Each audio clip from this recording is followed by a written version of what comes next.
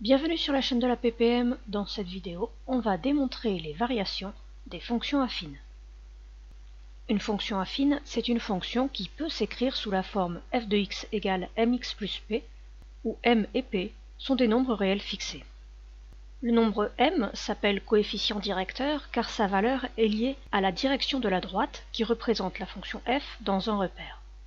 Ainsi, dans une précédente vidéo, on a conjecturé que les variations d'une fonction affine dépendent du signe de m.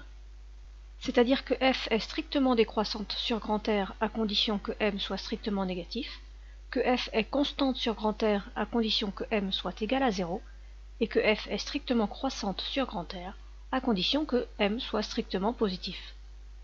Mais jusque-là, ce n'était qu'une conjecture, et on veut donc la démontrer. Mais comment démontrer qu'une fonction est strictement croissante ou strictement décroissante?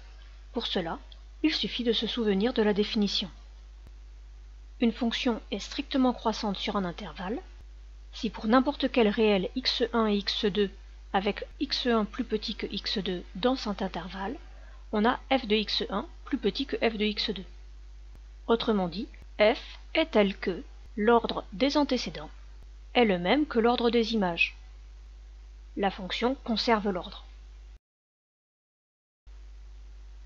De même, une fonction est strictement décroissante sur un intervalle si l'ordre des antécédents n'est pas le même que l'ordre des images.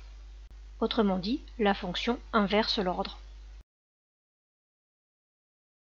Si maintenant on se donne une fonction affine écrite sous la forme f de x égale mx plus p avec m et p réels, il va nous suffire de prendre n'importe quelle valeur de x1 et de x2 avec x1 plus petit que x2 et de comparer f de x1 et f de x2. Si les images sont dans le même ordre que les antécédents, la fonction est strictement croissante. Dans le cas contraire, elle est strictement décroissante.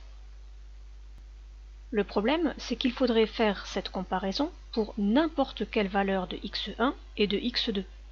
On ne peut pas simplement prendre un exemple. Il faut vérifier pour toutes les valeurs de x1 et toutes les valeurs de x2. Du coup, f de x1 et f de x2 ne seront pas des nombres connus, mais des expressions. Alors, comment comparer deux expressions? Eh bien, pour comparer facilement deux expressions, le plus simple, c'est de regarder le signe de leur différence. En effet, si on calcule par exemple 10 moins 7, le résultat est 3, qui est positif, car 10 est plus grand que 7. Alors que si je calcule 7 moins 10, le résultat est moins 3. Il est négatif, car 7 est plus petit que 10. Donc de façon générale, si je prends deux nombres a et b, je peux savoir que a est plus petit que b lorsque le résultat de b moins a est positif. Par contre, si b moins a est négatif, alors c'est a qui est plus grand que b. Ainsi, pour comparer f de x1 et f de x2, on va simplement étudier le signe de f de x2 moins f de x1. Si on obtient un résultat positif, ça veut dire que c'est f de x2 qui est le plus grand. Si on obtient un résultat négatif, c'est que f de x1 est le plus grand. Prenons donc deux nombres x1 et x2 réels quelconques, tels que x1 est plus petit que x2. Pour comparer f de x1 et f de x2, on a dit qu'on allait chercher le signe de f de x2 moins f de x1, c'est-à-dire, comme f de x est égal à mx plus p, on cherche le signe de m de x2 plus p, moins m de x1 plus p. On peut développer et réduire cette expression en faisant bien attention au moment de développer le moins qui est devant la parenthèse. On obtient donc mx2 plus p moins mx1 moins p. Les valeurs de p se simplifient et je peux factoriser le résultat par m. Je cherche alors le signe de cette expression. Comme il s'agit d'un produit, je cherche le signe de chacun des facteurs pour utiliser la règle des signes. Mais comme x1 est plus petit que x2, alors x2 moins x1 donne un résultat qui est positif. Donc le signe de f de x2 moins f de x1 va dépendre du signe de m. Si m est négatif, alors f de x2 moins f de x1 sera le produit d'un nombre négatif m par un nombre positif, x2 moins x1. Mais un négatif fois un positif, ça donne un négatif. Donc f de x2 moins f de x1 est dans ce cas négatif. Cela signifie que f de x1 est plus grand que f de x2.